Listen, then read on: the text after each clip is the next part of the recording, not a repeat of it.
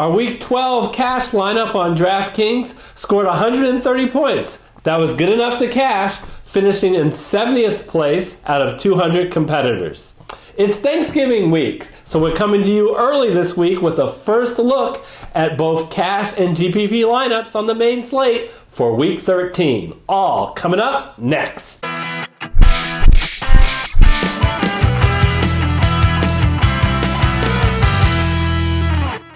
Hello everyone, I'm Eric Lee, and I am the Fantasy Football Consultant. As you see, I am alone, and again, for the fourth week in a row, we do not have Gary. And I promised you last week I would give you an update because I know many of you guys miss him and quite frankly are worried about him.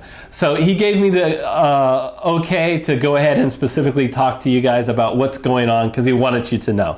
So about 3 weeks ago, Gary's wife suffered a stroke that sent her into the hospital, and she's still been in the hospital today. And as you can expect, Gary has made it his #1 priority to be by her bedside as she recuperates. Because of this, we here at Fantasy Football Consultants honestly do not know when or even if Gary will be back this season. Gary has assured me, though, that as soon as he is able, he cannot wait to be getting back into this chair and giving you his takes, as well as giving me a hard time as he's, can do from time to time. Alrighty, folks. Because we are one fantasy football consultant down, keep in mind all of the editing and optimizing the videos and filming and preparation kind of falls onto me. So we have to do a few changes into our lineup. So traditionally we do a FanDuel show, a DraftKings show, and a Survivor show. This show for DraftKings actually will not be affected. It will be similar to the way it's been in the past. However, we will put the Survivor show and combine that with the FanDuel show. So at the very beginning of the FanDuel show, we'll give our takes and suggestions rather briefly for Survivor. So that is what you can expect. For DraftKings, we will always give you our cash lineup and monitor that with changes on our website, fantasyfootballconsultants.net. We're not going to do that for our GPP lineup just for time savings. We leave it to you guys to monitor that lineup, make changes as news comes out throughout the week. We want to give a quick shout out to Jay Young 3, who scored 182 points in our DraftKings League. So we had 50 people qualify for our DraftKings League by completing contests between week 1 through week 10. This was the first league where people could actually win money, and Jay Young 3 will take home $50 for his efforts. Congratulations. Be sure to go to fantasyfootballconsultants.net, send us an email. We will authenticate you and make sure you are who you say you are, and we will coordinate getting you the funds. All right, so without any further ado, let's go into the studio and take a first look at Week 13's cash and GPP lineups. Before we get to our cash lineup, we just wanted to remind everyone that if they want to support the show, please hit that like button. We really appreciate it. And if you haven't subscribed to our channel yet, please go ahead and do that. It really does help our channel get noticed among all the channels out there that are doing DFS in the NFL. Let's get right to our cash game. So we like to start at running back, and normally we like to get Christian McCaffrey in there. But look at how huge the difference is between Christian McCaffrey and the next running back. 10,500 to 7,800. And beyond that, the next three running backs, all capable running backs, but all running backs that the first two, Nick Chubb and Derrick Henry, who are more involved in the running game as opposed to the passing game. On DraftKings, that's not great in a full PPR. But on top of that, they're not in very good matchups. So, you know what? Christian McCaffrey, at least at this point in doing our analysis, is too expensive for me to jump on that train. And I'm not interested in Nick Chubb and Derrick Henry this week on DraftKings. Do really love Leonard Fournette and how much he's starting to get involved in the passing attack, but I really hate playing running backs against Tampa Bay. So that brings me to Saquon Barkley and his $7,400 price tag. I tell you, I don't get no respect at all. Yeah, remember when Saquon Barkley was the consensus #1 pick overall in fantasy football drafts? Well, he's still the same guy, although you might go, come on, Eric, look at the last couple of weeks. So one of the things you might wonder is, when is Saquon Barkley going to snap out of his funk? Well, he's had a funk against teams with pretty good rushing attacks. The last 3 weeks, Chicago, New York Jets, and Dallas, all good rush defenses. But look, he was more like his old self against Detroit, who has a terrible rush defense, and Arizona, who doesn't have a good rush defense. This week, he faces the Green Bay Packers. Look at that. They give up 125 yards on average on the ground, and they don't do great in the passing attack either. So this is something we think we can take advantage of. I will happily put in Saquon Barkley in my first look lineup. By the way, I just want to remind everybody, we are looking at a first look lineup. And when we talk about that is, please don't take this lineup and then just drop it in on Sunday Cash Game and go, hey, how come it didn't smash? Well, we're going to be monitoring this lineup throughout the week, taking a look at the latest news. And we will go to our website, fantasyfootballconsultants.net, and adjust that lineup as we get more information as we go up till Sunday. Probably look for it sometime late Saturday and potentially all the way up to Sunday, 45 minutes before kickoff. All right, who are going to pair Saquon Barkley with? Josh Jacobs is an absolute smash play this week. Now, one thing you might worry about is, will Kansas City get too far up on Oakland and then force Oakland to pass? I think Oakland should be disciplined in watching the game film of how Tennessee and how all these different teams who have been successful against Kansas City have attacked them. They've attacked them on the ground, even when they've been behind a touchdown or two, they still have rushed the ball, and that's the way to beat Kansas City. The great thing about Josh Jacobs is he gets a huge percentage of the overall carries, and he gets all the carries inside the 5. He is the absolute goal line back. He's someone we really want to take advantage of. We can see that when Josh Jacobs has played weak defenses like Cincinnati, like Detroit, he has done really, really well. One thing that we have to do is we have to get exposure to that Kansas City Chief offense. Why? Because they have by far the highest implied total on the main slate. Right now, it is at 30.5 based on where the spreads are. So Tyreek Hill is someone who's really dynamic, love to have, but come on, folks. $8,900? And you can get his running mate, obviously, in the same game at $5,400. That's $4,500 cheaper. That's just ridiculous. So first of all, Tyreek Hill is recovering from a hamstring injury. So if he isn't 100%, then that even makes Sammy Watkins that much more valuable. But Sammy Watkins is valuable on his own right. Don't worry about the LA Charger game. That was a really tough defense. The whole Kansas City passing attack really struggled in that day. Mahomes only threw for like 182 yards, almost like one of his career lowest. But look at the other games. He's getting 9 targets, 10 targets, 8 targets. This is someone that you can trust as a big part of the Kansas City offense when he is healthy, and he is healthy. So we have Sammy Watkins. Really excited to get one of our staples in our lineup back. That is Cooper Kupp. Cooper Kupp we're going to place in and feel really good about the fact that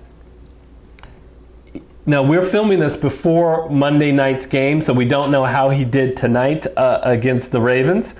But Look what Cooper Kupp has done this year against bad defenses. Cincinnati, he blew up. Atlanta, well, back when, Seattle, unfortunately, and Tampa Bay, he's smashed in all those games.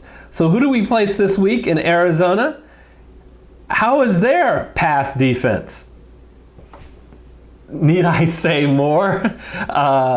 32, dead last, folks, dead last.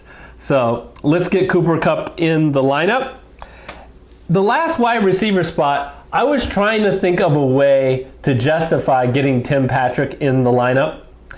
The problem with Tim Patrick on the Denver Broncos, besides the fact that he had 73% snap count the previous week, that dropped down to 64% behind Deshaun Hamilton, and he gets a very difficult LA Charger defense. So I'm just not comfortable in a cash game that Tim Patrick, even at only a $3,000 floor, can get me there. But that can definitely return value. So the guy who I think can return value, who is also very cheap, $1,000 more than Tim Patrick, is the Miami Dolphins wide receiver Allen Hurns. He's facing a Philadelphia team that doesn't do a good job against wide receivers. In fact, they do a much better job on defending the rush than defending the pass. And they're back at home, Miami is. There's no place like home. Now, Miami has always been one of those warm weather teams that you're afraid to start them in December in cold weather, but they're back at home, so that isn't a concern. So we're going to slide Allen Hurns into our lineup. You can see that he's starting to become I wouldn't say a favorite, but someone that Ryan Fitzpatrick is comfortable throwing to, getting 6.5 targets in the last 2 games. All right, so where do we go from here? Well, we have been somewhat frugal so far, so we're going to take advantage of our frugality at quarterback. Remember, at quarterback, you generally want to pay down, and that's usually our recommendation. And for in preparation for this first look video, I was looking at 2 quarterbacks that were only at 5,600 and 5,700. They're right next to each other. Jimmy Garoppolo and Nick Foles. Nick Foles playing that Tampa Bay defense that is really bad against the pass. And Jimmy Garoppolo, who I think gets a nice spike in his value with George Kittle becoming healthy. But because I have the money, I am not going to use either of them in my first look. I am going to go all the way up and select Pat Mahomes and gladly go to him and say, I want you to be on my team. It's great to have Pat Mahomes on our team. The one caveat that we need to give about Pat Mahomes is that he's coming off a bye, which is good. You really like it when a team's coming off a bye, especially when they play a team, Oakland, that is not coming off a bye. But one of his main weapons, Tyreek Hill, had a hamstring injury that forced him out of the game early the previous week, and it really hurt Mahomes' value. He had one of his weakest games at 182 yards. So it concerns me that the week of the bye that Tyreek Hill did not practice. I mean, listen, we're talking about practice. Not a game. We're talking about practice. All right, so Allen Iverson's not worried about him missing practice, but I am, and I want to watch that news this week about whether Tyreek Hill is practicing. If he is, we're definitely going to stick with Pat Mahomes. If he's not, then we might pivot down to one of the quarterbacks that we just mentioned. All right, so where are we going to move from tight end? It's a pretty straightforward pick here, folks. At a ridiculously low price, Jack Doyle at $3,300 is going to be our tight end, mainly because his biggest competition for targets, Eric Ebron, will be out and may be out for the rest of the year. And given his $3,300 price, you can feel pretty confident that he is going to get at least his 4 or 5 targets a game, and he's always a threat around the goal line, where Eric Ebron also gets attention. So I tend to think that what you're seeing from Jack Doyle in the past is a real floor, but he has the ability to really produce more than he has without Eric Ebron around. So we're going to select Jack Doyle. At the flex, we're going to stay on the same team and pick Jonathan Williams. You might go, wait a minute, who's Jonathan Williams? And my response to you, well, you're not paying attention this past week? So this is conditioned, of course, on Marlon Mack being out. So we'll watch the news, but the expectation is he will be out. And at $5,300, we have Jonathan Williams. Look at the load that he covered last week. 26 carries, including picking up a touchdown. Gotta love that. He was even involved in the receiving game. And he's at home this week against Tennessee. Pretty excited that we can get him in our lineup at only $5,300. Again, this is a play only if Marlon Mack is out, but for now we're going to get him into our first look lineup. And finally at defense, $3,200. The LA Rams have really come on as of late on the defensive side. Doesn't hurt that they have Jalen Ramsey now. Look at the sacks, 3, 3, 5, 5, and there.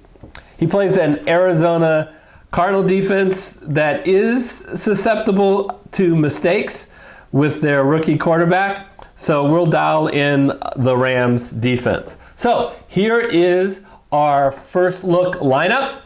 Pat Mahomes, Saquon Barkley and Josh Jacobs at running back. The wide receivers, Watkins, Kupp, and Hearns. Jack Doyle is the tight end. Jonathan Williams is at our flex, and the LA Rams defense.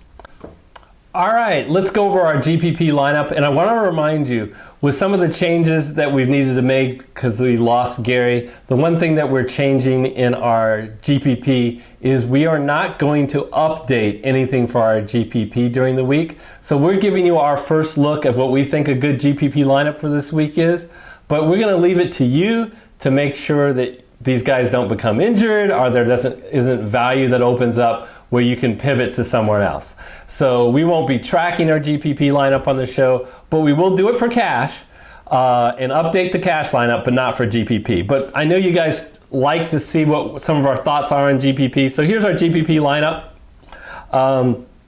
Always start with a stack for GPP, and we're going to attack the game which the team that has the highest implied total on the main slate, and that's Kansas City. And we're going to attack it with Pat Mahomes and Tyreek Hill. From there, in our lineup, we're going to pair Tyreek Hill with Mike Evans. Mike Evans is just proving to be an incredible GPP play and less of a cash play because he's been such boom or bust. I mean, you love the games that Mike Evans has gone off. He's been absolutely incredible. Look at these games. But the problem is these other games haven't been that great. So good luck figuring out which games that Mike Evans is going to do well versus he will not do well. So and that's one of the reasons I shy away from him in cash. But I am very excited to have him as a part of our GPP lineup at a very reasonable $6,900 price on DraftKings. Talk about Tim Patrick in the cash lineup. I think he's worth a flyer in a GPP lineup at his price of $3,000. One of the reasons that his snap count may have gone down last week was he was recovering from another injury. Maybe now that he is healthy, he gets back up to the 73% snap count. And if so, he can easily pay off on this $3,000 and actually give you tournament return on his value just if he can get into the end zone. And he's a nice big target. Alrighty. Of the other guys that I haven't talked about, Barry Snell Jr. is coming back from injury and has taken the starting job away from Jalen Samuels. Look at this, 21 carries for 98 yards. Now, the caveat is, of course, that James Conner does not come back. Le'Veon Bell, we're on DraftKings here, full PPR. Love his matchup playing at Cincinnati. Just an absolute awful defense. It's just a matter of time before Le'Veon Bell completely goes off in a game because his involvement over the last 4 weeks has been significant. Last week, he would have had a lot better game if he didn't get stopped on the goal line on a pass reception, and then they kept doing play action passes using him as a decoy. I don't think they're always going to do that. And Cincinnati, which has a absolute awful rush defense, dead last, you think they would just feed him the ball throughout the game and especially around the goal line. And the only other player I hadn't talked about is Alshon Jeffries. The one thing we learned when John Brown did it a couple weeks ago. We learned when Landry and Odell Beckham Jr., by the way, did it last week. You can expose Miami with the deep ball, and Alshon Jeffries looks like he could come back this week. Coming back from injury, he will be the number one wide receiver on Philadelphia if he is able to come back. So if he's playing, we like him as a GPP play. And finally, the Pittsburgh Steelers defense is quietly, or maybe not so quietly, been one of the best fantasy defenses all season. You can just see the production they have given. Look at this column of fantasy DraftKings points. And they do this in a game which, believe me, they will be hyped up to play, as it's a revenge game against the Cleveland Browns. So we will dial in the Pittsburgh defense. So our GPP lineup is Mahomes at QB, Snell and Bell. That kind of sounds weird to say. A little rhyming there. At running back, Hill, Evans, and Patrick at wide receiver. Jack Doyle is the tight end. Jeffries is our flex player, and the Pittsburgh defense. I want to take this time to wish everybody out there a very happy Thanksgiving. We hope you take this time to spend with your family and friends.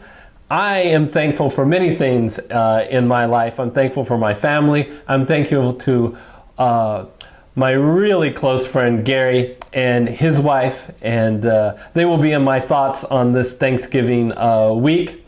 And I'm thankful to all you guys. I'm thankful to our FFC community. You guys have been incredible. I'd say about 90 to 95% of the comments, the feedback have been really positive, and we are so appreciative of that. We are appreciative of everything you do, all the likes that you give us on our videos, all the positive comments that you send to us, your well wishes to Gary.